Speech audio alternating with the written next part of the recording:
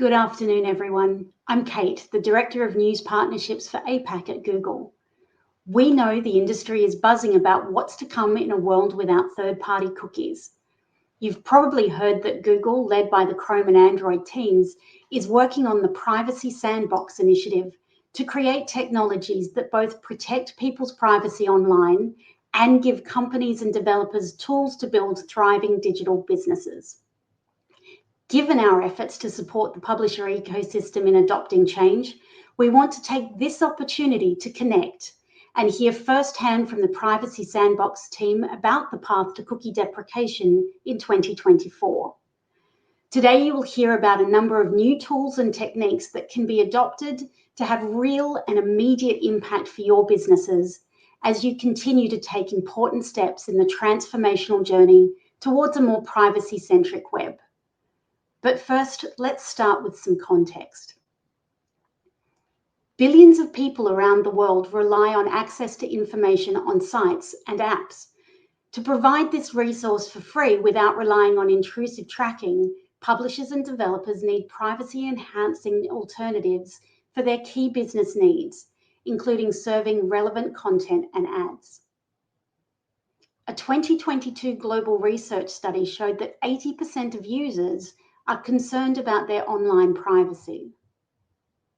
And 85% want brands to invest in more private technologies. It's clear that more than ever, people expect companies to respect how their data is used and keep their information private. The tide is turning. And it's important to remember how these issues are viewed both by consumers and by regulators. In the last few years, consumer consciousness about privacy has reached its tipping point. Consumers fear sharing data, and they are turning to platforms that promise greater privacy. Meanwhile, regulators globally are weighing into these concerns.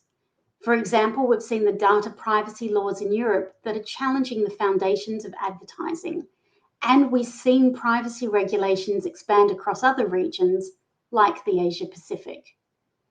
The question for our industry is, how do we transition into a sustainable, durable privacy future? As we look at the evolving landscape, it's clear that the increased priority on privacy and limiting user data sharing is not a temporary fad. It represents a fundamental shift in how people and society expect online experiences to protect their privacy.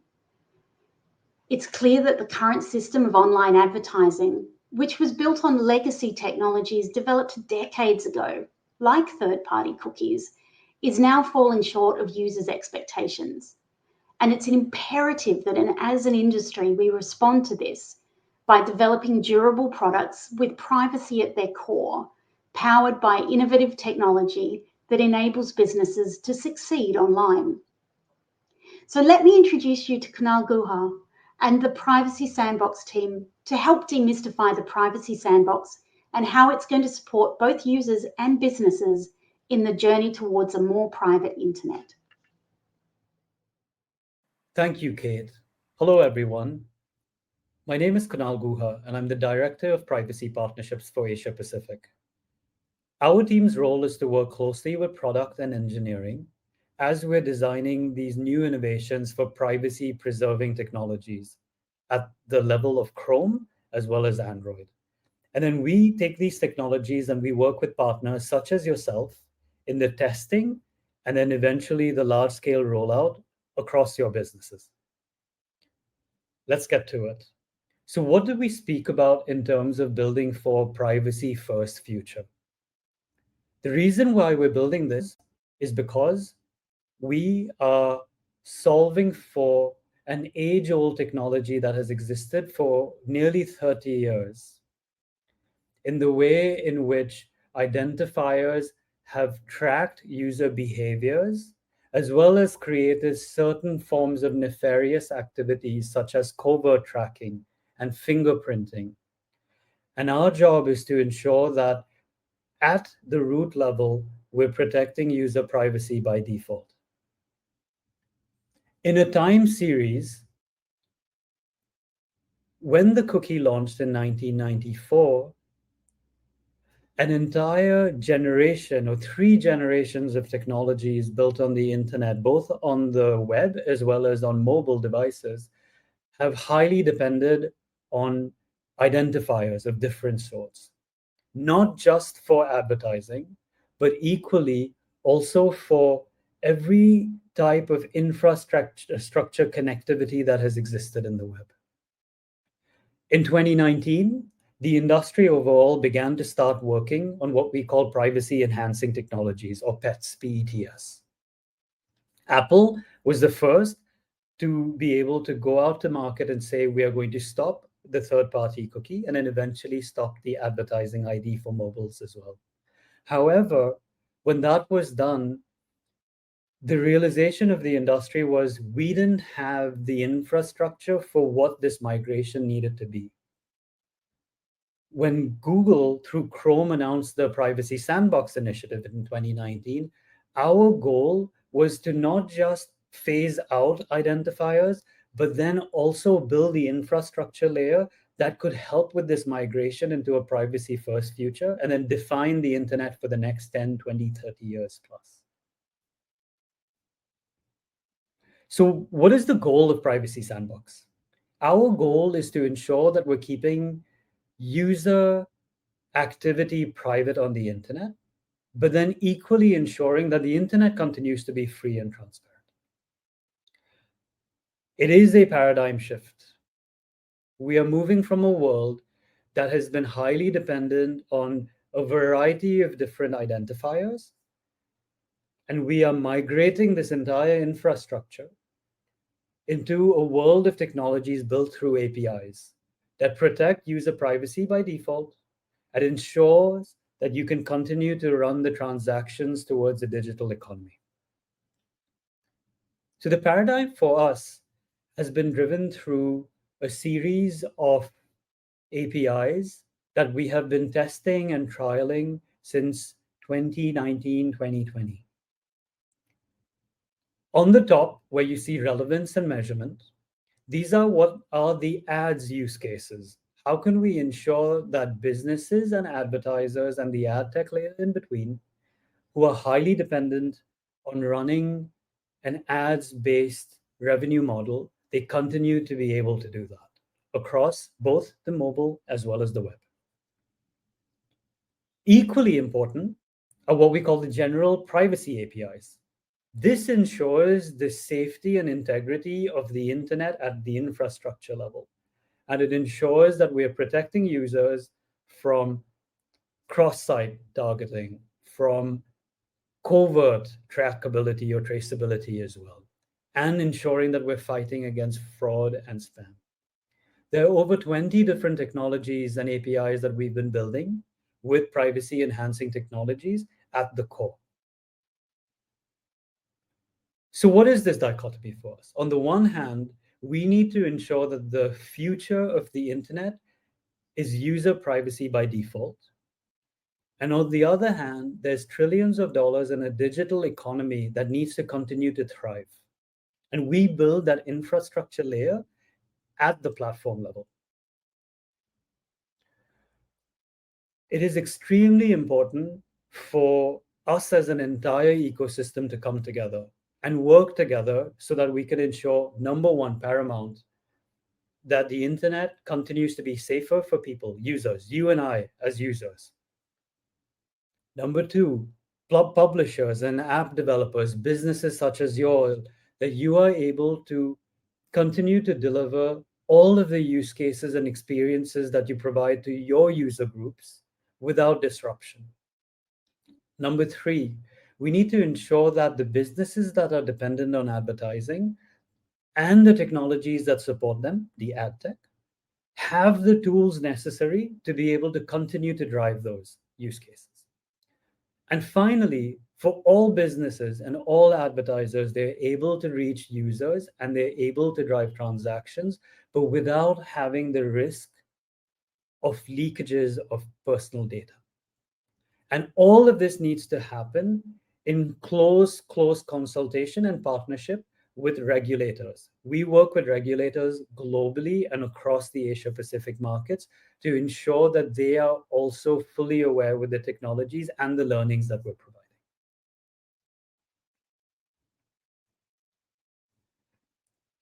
We have always stood by the fact that we need an infrastructure layer.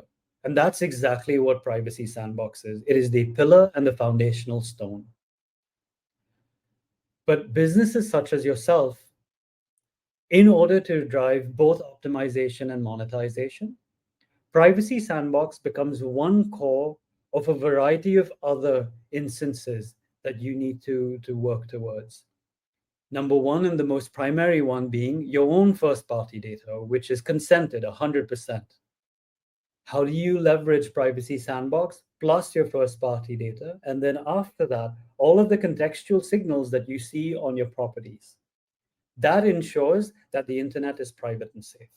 And on the other hand, how can we ensure that ads, as well as digital experiences, continue to thrive? That is through the power and imagination of AI and all of the optimizations that you're building on your platforms, whether that be through segmentation and cohorts, whether that be through the way in which you can drive optimized bidding, all the way to more predictive analytics. When we set off with the Privacy Sandbox initiative, one of the core tenets of ours was that this is going to be 100% open source, and we will canvas and partner with members of the ecosystem globally. We've been doing this for the last 3 to 4 years. We have, in all of our API development, which is all available at GitHub, we have welcomed contributions from companies, governments, institutions, industry bodies, and we've collated a series of feedback that have allowed us to be able to make the APIs better and now stable. These are just a few logos of all of the partners that we've worked with, but this has been our staunch commitment, which is how can we reach out in a true open source manner, gather feedback, get trial learnings, and be able to improve the APIs before they're ready for the public. So high-level timelines. We have gotten the question before, which is, Google and Chrome, you all declared that the third-party cookie was going to deprecate in 2019, and you all have delayed it twice. How do we know that it's not going to get delayed again? And that's a fair question and even criticism. So there are 3 key signals that we have made to the industry that give us the confidence that we're ready. Number one is the APIs that I just shared at a high level. They are all now generally available as of August of this year. So any of you all and your technology teams can access it and begin to test and trial, and we highly recommend that. Number 2 is in January of 2024, we will begin to phase out 1% of the third-party cookie. Why are we doing this? So that we can ensure that all companies are able to test in a small cohort level if any part of their web domain is going to be triggered with errors. And then they have the time necessary, plus the tooling, to be able to build the right infrastructure in, or ensure you have the right tech partners in the middle so that you are fully privacy compliant. And finally, starting in Q3 of 2024, after close consultation with the CMA authorities, we will begin to start phasing out the third-party cookie. That phase-out period will also be roughly 2 to 3 months, because we want to ensure that the internet is not breaking, and we do the phased approach in a very clear risk-mitigated manner. So what does this all mean for you and your businesses? We essentially have less than 100 days before we start phasing out the 1%. The third-party cookie, when it deprecates, will deprecate across every single user that uses the Chrome browser. That's 100% of that audience. And you have 0 days to wait before you're able to start actually trialing, testing, and preparing. and we encourage you through the Privacy Sandbox initiative to take the first steps with us. With that, I want to introduce you to my colleague, Madeline, who's going to start sharing with you the technologies, the Privacy Sandbox APIs, with more detail, and go through both the versions for the ads APIs as well as the general privacy APIs. Madeline, over to you. Thank you, Kunal. In this section, I will be covering 3 key topics. Firstly, I will briefly introduce the innovative privacy-enhancing technologies that enable the Privacy Sandbox. Then, I will cover new technologies that address advertising use cases and preserve trust and usability for a private web. Finally, I will take you through the tangible actions you and your teams can take right now as we count down to third-party cookie phase-out. So let's jump in. Hopefully, we're helping to demystify a few questions you might have had at the beginning of this session. Let's take a closer look at how the Privacy Sandbox works. Privacy-enhancing technologies, or PETs, are fundamental to this initiative. You may remember Kate speaking about the context of the evolving privacy landscape, including innovation as a key driver. Privacy-enhancing technologies, PETs, demonstrate how innovation can be applied in new and exciting ways to help solve for privacy use cases and potentially help to uncover new opportunities for a more private web. For example, we have spoken about the cookie challenge, where, in a more privacy-centric web, we seek to limit the ability to re-identify a user across different sites. There is a technique called differential privacy, which obfuscates or hides the original data by adding statistical noise to the dataset to maintain both privacy and accuracy. We are now delivering improved user settings and controls so people can make more meaningful choices about their data usage via these new Privacy Sandbox technologies. Most of the Privacy Sandbox APIs employ multiple PETs in combination to protect and minimize the collection of user data. As you will have heard from Kunal, the Privacy Sandbox consists of over 20 APIs that address a broad range of key ecosystem use cases that today rely on cross-site identifiers like third-party cookies. All of these APIs are designed with privacy at the core and utilize the latest in privacy-enhancing technologies to protect user data. You may be interested to know that this includes the use of technologies like data aggregation, differential privacy, data noising, on-device processing, and trusted execution environments, a few of the PETs I mentioned previously. Because of its design, Privacy Sandbox doesn't rely on cross-site user identifiers and limits sharing of user data, which is a big step forward for user privacy. So let's dive a little bit deeper into a few of these new technologies. When we think about new advertising technologies, think of it as technologies that support relevance use cases and technologies that support measurement use cases. And because they use privacy-enhancing technologies, we can enable these advertising use cases without user identifiers. So what do I mean by this?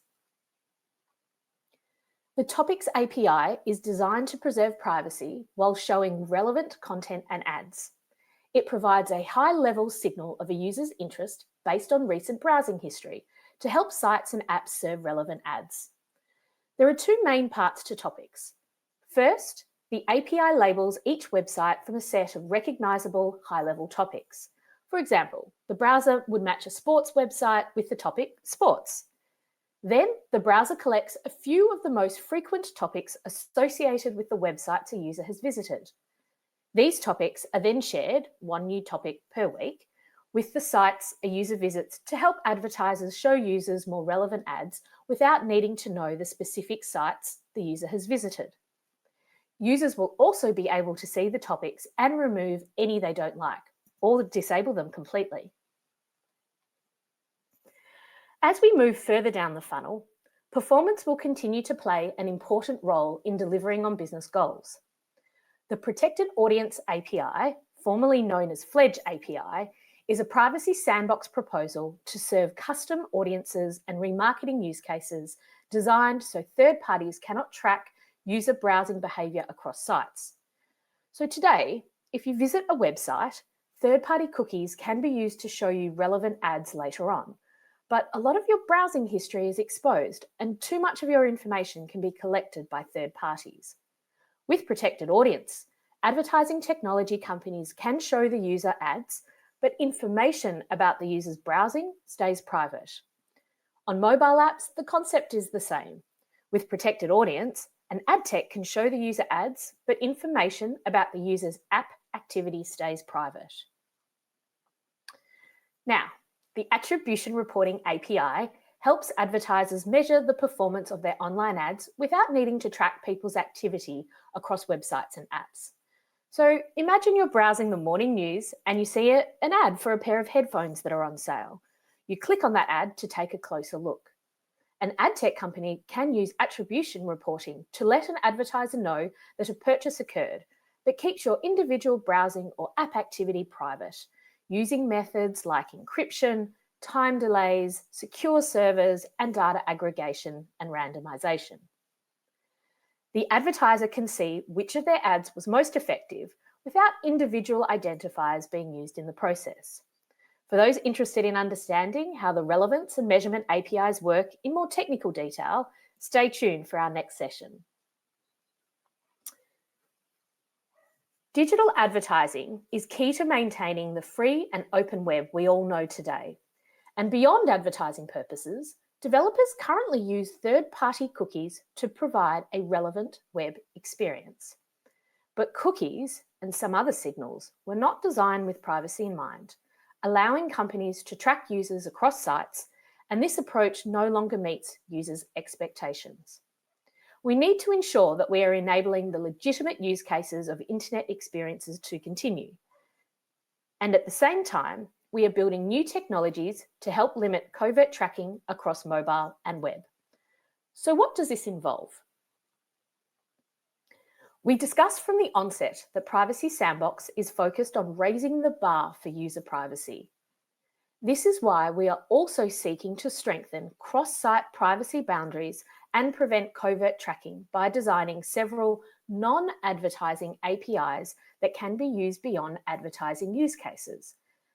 And since today's webinar is focused on the publisher community, let's discuss some of the new APIs that are likely to be the most relevant to publishers, specifically CHIPS API, Related Website Sets API, and User Agent Client Hints API.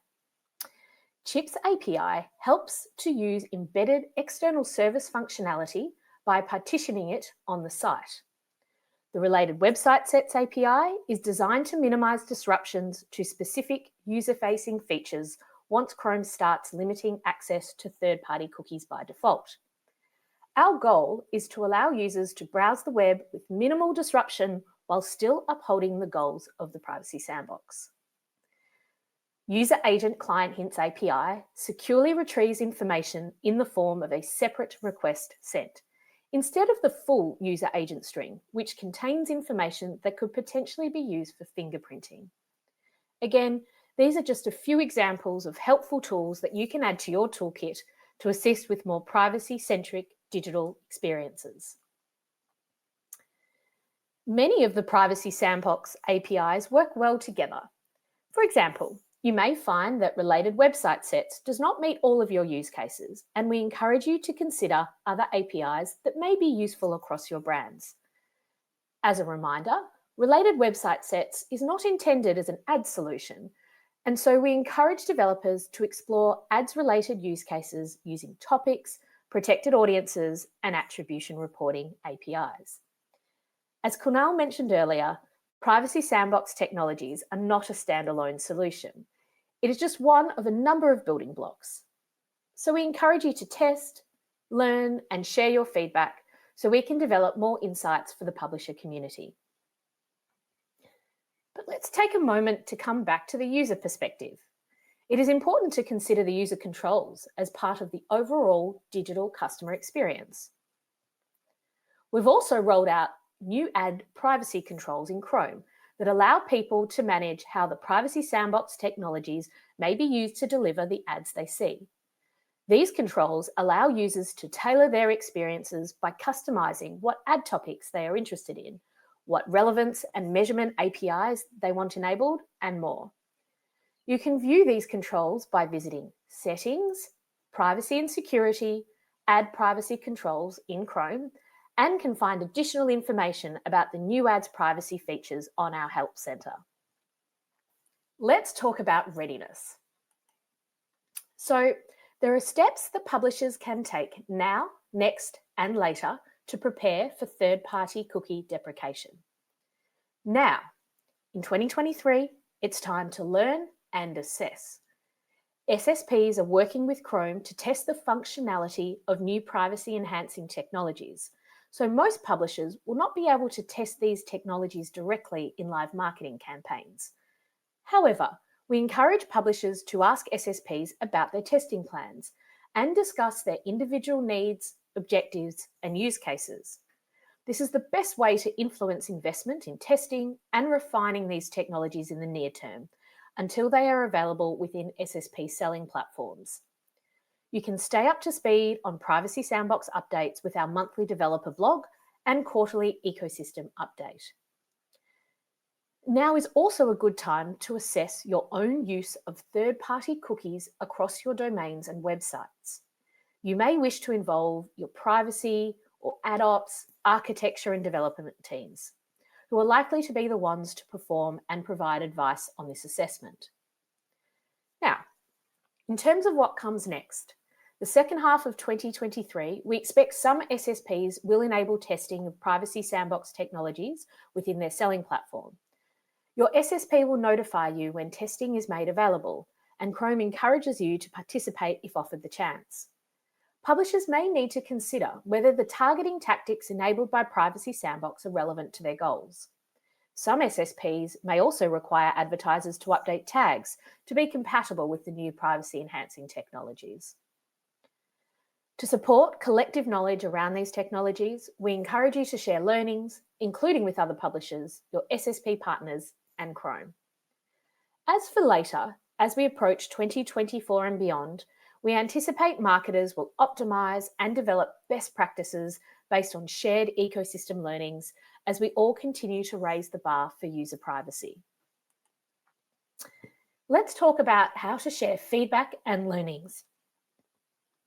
The Privacy Sandbox team has created a public GitHub list to facilitate testing coordination between different web stakeholders. This is a great way to declare your interest in being considered for future ad tech testing, or perhaps to showcase your learnings for the related website sets or Chips API, where you have directly integrated these technologies. There's also an opportunity to be involved in end-to-end scaled testing with existing and/or upcoming testers, even if you are not in the role of an integrator like an SSP. If this is of interest to you and your teams, you may wish to review the GitHub tester list for the API's of topics, protected audience, and attribution reporting. In these lists, you will be able to see what role testers play, as well as any planned timeframes for testing, links to testing plans, key learning, and contact information. But there are two things that you can do today to get ready if you think the Privacy Sandbox technologies may be a useful tool for your toolkit. Firstly, assess the third-party cookie relationships on all web domains so that your technical teams can consider integrating the privacy APIs, such as related website sets or chips, into your broader readiness plans. And two, if you have an ads-based business model, partner with your ad tech providers to understand their roadmap and work with them to incorporate your key use cases into their testing and readiness plans. From an Android mobile apps perspective, there's no immediate action to take, but please stay tuned as we will be sharing more information at a later stage. I do hope this approach to readiness has provided some helpful guiding principles. And now I'm very excited to introduce my colleague, Arpit, who will now host a fireside chat with our VIP guest speaker, whose organisation has brought these ideas to life as part of their own readiness journey as a publisher. So Arpit, over to you.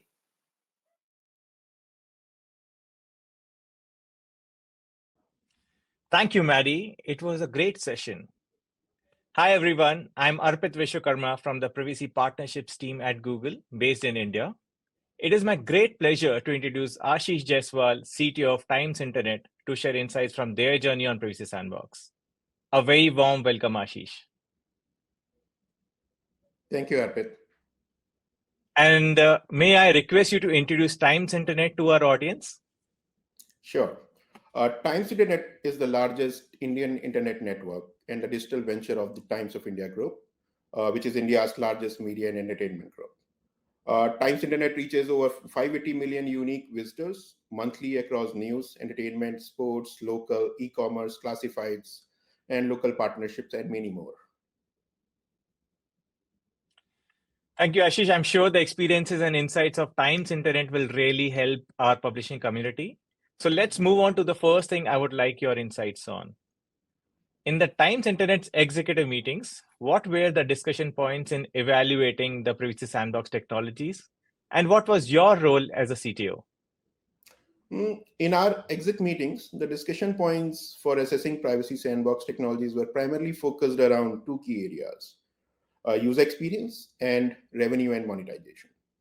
On the user experience front, the discussion was primarily around maintaining and enhancing user engagement, considering personalized experience in a cookieless environments, understanding the potential impact on our user, and also assessing the extent to which the current business models rely on third-party cookies. Since we own multiple sites across many verticals, use cases like single sign-on are critical for us for offering a frictionless experience and for serving the right content and product to our users. We discussed our readiness for third-party cookie phase-out, given the multiple systems and tech stack we use internally, and the areas where Privacy Sandbox APIs can help us solve the breaking use cases. Our emphasis has always been on privacy and data protection for our users, as it's an important concern, and we need to ensure that we are compliant with evolving privacy regulations and user expectations. On the revenue front, we discussed the potential impact of third-party cookie phase-out on revenue and the priorities to mitigate that. We discussed our first-party data strategy, how we can strengthen our data collection and management, strategies for obtaining user consent, data collection methods, data protection, and how related website sets and FedCM can help us solve the breaking use cases. My role as a CTO was to evaluate these technologies along with and including Privacy Sandbox APIs and help the leadership make a decision on which of ones to start with, when to participate, and what kind of team and bandwidth we will need to dedicate for that. That's great, Ashish. I love the framework of focusing on the user experience and also on revenue and monetization. And if I may ask you, how did you identify and prioritize which use cases you want to test out first and which ones to wait for? Do these depend upon the revenue they drive?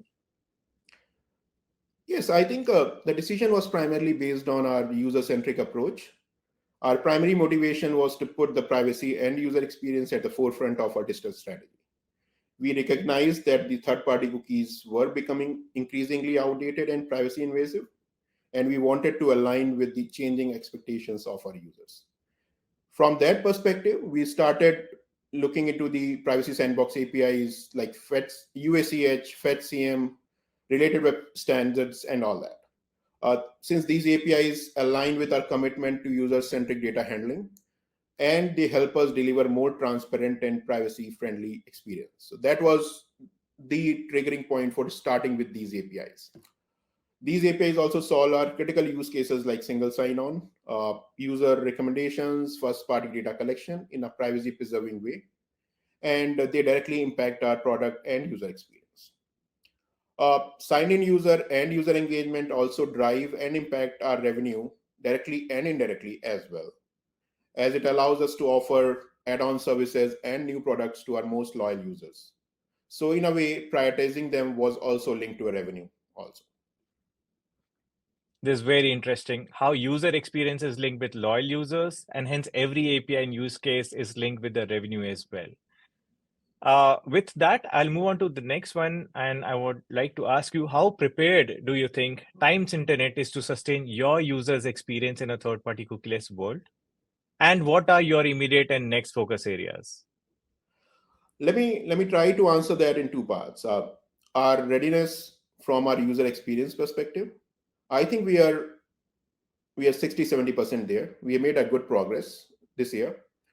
This includes things like ensuring seamless logins of our users across sites, our data collection strategies in a user privacy preserving way, and how we can offer them right content, personalized content and products and services.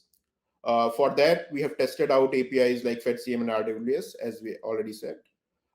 And we have rolled out a couple of them on production environments. Some are in testing phase, and we feel pretty good there. From our readiness on the ad side, I would say we are still in the early stage, given the multiple partners involved here. And we are still trying to understand with the community and the partners various strategies everybody's trying to follow or work upon. We are going through the Privacy Sandbox APIs for ads also, and also working with our ad partners to see what changes might be needed across ad ecosystem and what we need to do from our side. Yeah, I love that framing again. I think, as you mentioned, ad side involves many other partners. So thank you for that perspective, Ashish. And now I would like to ask you, what was the team structure that you built to test and assess the new technologies and APIs? Did you start small or created an internal task force on privacy initiatives? From a team structure perspective, I think luckily the way our product and tech teams are organized, we didn't have to change much. It was not a challenge for us to plan out the assessment and testing for the APIs to start with. Our teams are kind of structured in a way that we have a central tech team which is owning the identity and sign-on across all our sites. So they have the responsibility to solve for the sign-in use cases, which is FedCM, RWS, etc. We have our ads team who is responsible for all the ads related use cases. They work with the publishing teams closely, and their focus is to look into those use cases and assess the different technologies around that. So they own the responsibilities for figuring out and understanding the ads use cases.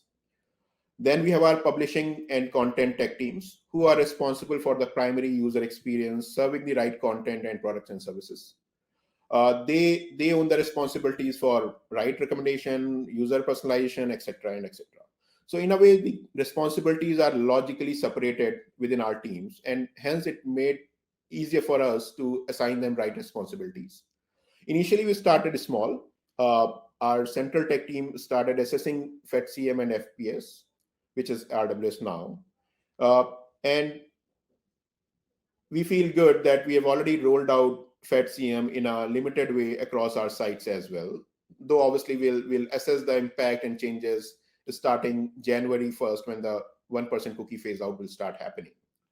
Our publishing team have now got a little advanced, and they are little deep into understanding the use cases which can break, and they are in the advanced phase of figuring out APIs and changes they need to do from their side.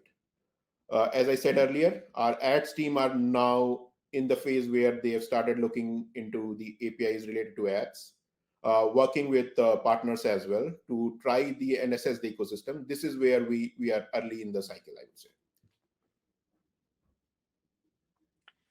Thank you, Ashish. Appreciate you sharing your journey with us and helping to inspire the publishing ecosystem. Thank you, Arpit. Okay, Kunal, I'll hand over to you now to provide us with a wrap of today's session. Thank you, Ashish and Arpit. It's insights like these that bring meaning into the Privacy Sandbox initiative, and for you to be able to share how your journey has been, and hope that inspires all of our audiences to begin their journeys as well. So I'm going to do a summary of our webinar number 1, and most importantly, key outtakes and actions for you all as a result. Number 1, the third-party cookie deprecation will start with 1%, phase out in January of 24, and the beginning of the third-party cookie full deprecation starting in Q3 of 2024.